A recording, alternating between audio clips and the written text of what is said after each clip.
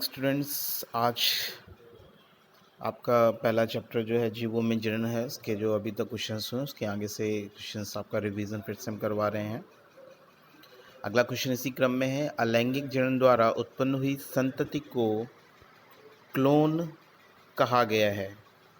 यानी कि अलैंगिक जनन द्वारा जो भी संतति उत्पन्न होती है उसको क्लोन कहा गया है। क्यों कहा गया है?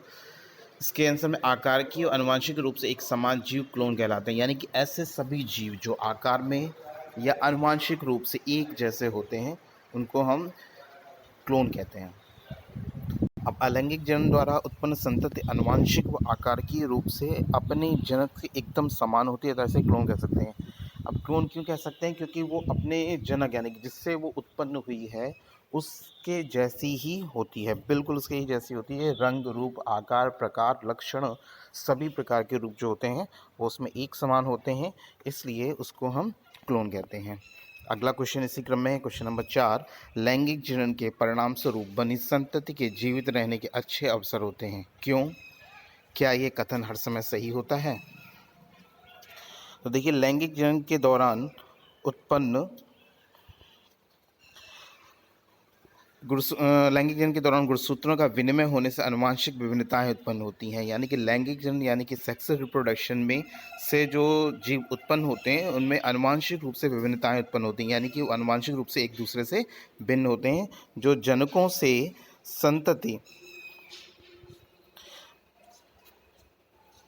से संतति में स्थानांतरित होती है। युग्मों की उत्पत्ति व निषेचन के कारण नए तथा बेहतर गुणों की युक्त संतति का जन्म होता है। क्योंकि निषेचन के द्वारा, फर्टिलाइजेशन के द्वारा ये प्रक्रिया होती है, तो इससे जो संतान उत्पन्न होती हैं वो बेहतर होती हैं, अच्छी होती हैं। अतः लैंगिक जनन के परिणाम से उत्पन्न संतति के जीवित रहने के अच्छे अवसर होते हैं, क्योंकि ये अपने पूर्वज से बेहतर होती हैं। आने वाले एटमॉस्फेयर में, वातावरण में ये अच्छे परिणाम उत्पन्न करती हैं, इसलिए ये उसमें ज़्यादा अच्छी तरीके से सर्वाइव कर सकती हैं।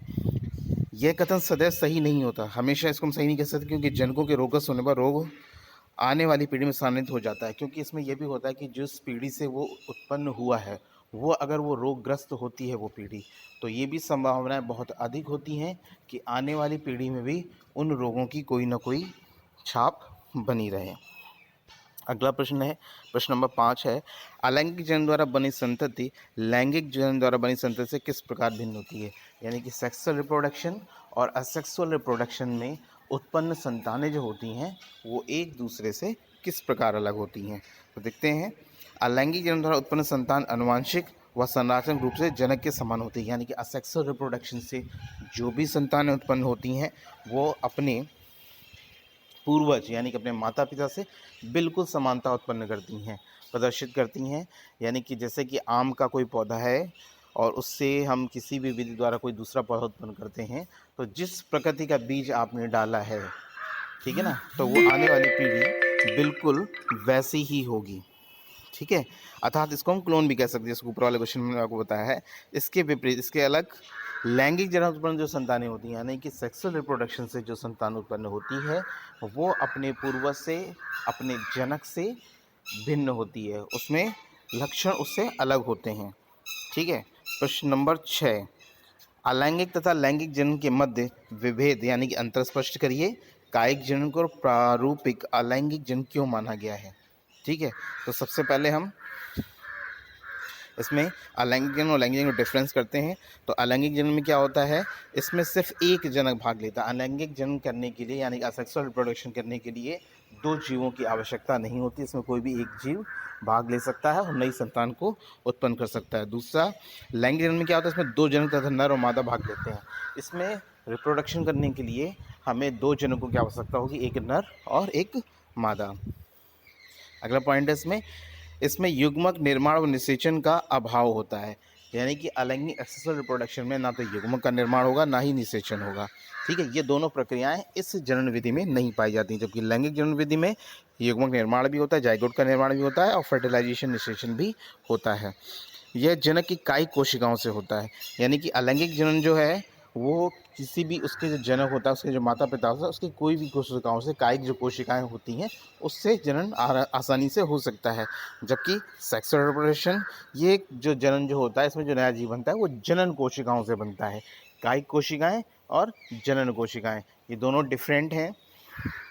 अगला नंबर है, इसमें समसूत्री विभाजन होता है। असेक्सुअल रिप्रोडक्शन में समसूत्री विभाजन होता है, और जबकि सेक्सुअल रिप्रोडक्शन में अर्धसूत्री और समसूत्री दोनों प्रकार के विभाजन होते हैं। ठीक है। अगला नंबर, ये सरल तथा तीव्र गति से होने वाला जनन है।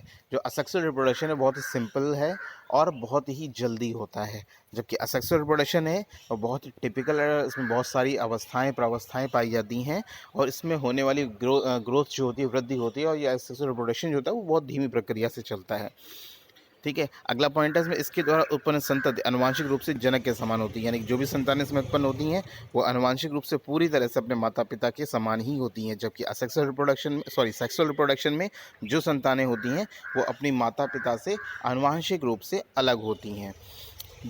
सेक्सुअल रिप्रोडक्शन में देखते हैं, जनक इकाई कलिका खंड व जनक का संपूर्ण शरीर होता है, यानी कि इसमें जनक इकाई कलिका जो होती है खंड या जनक का ही पूरा शरीर या पूरा भाग होता है, जबकि सेक्सुअल रिप्रोडक्शन में जनक इकाई जाइगोट पर निर्भर करती है, जाइगोट होते हैं। इस प्रकार असेक्सुअल रिप्रोडक्शन में जनन निम्न अकशेरुकी एवं निम्न कॉर्डेटा में पाया जाता है, यानी कि जो निम्न श्रेणी के जीव होते हैं उनमें पाया जाता है, और सेक्सुअल रिप्रोडक्शन जो होता है उच्च श्रेणी के जो जीव होते हैं, यानी कि एक तरीके से आप बहुत थोड़ा सा इसमें हिंट्स में आप समझ सकते हैं कि एक कोशिकीय बहुकोशिकीय, ठीक है, जो मल्टी सेलुलर होते हैं वो उच्च श्रेणी के जवानी या कशेरुकी जो होते हैं वो उसमें प्राणी होते हैं, तो उसमें ये पाया जाता है।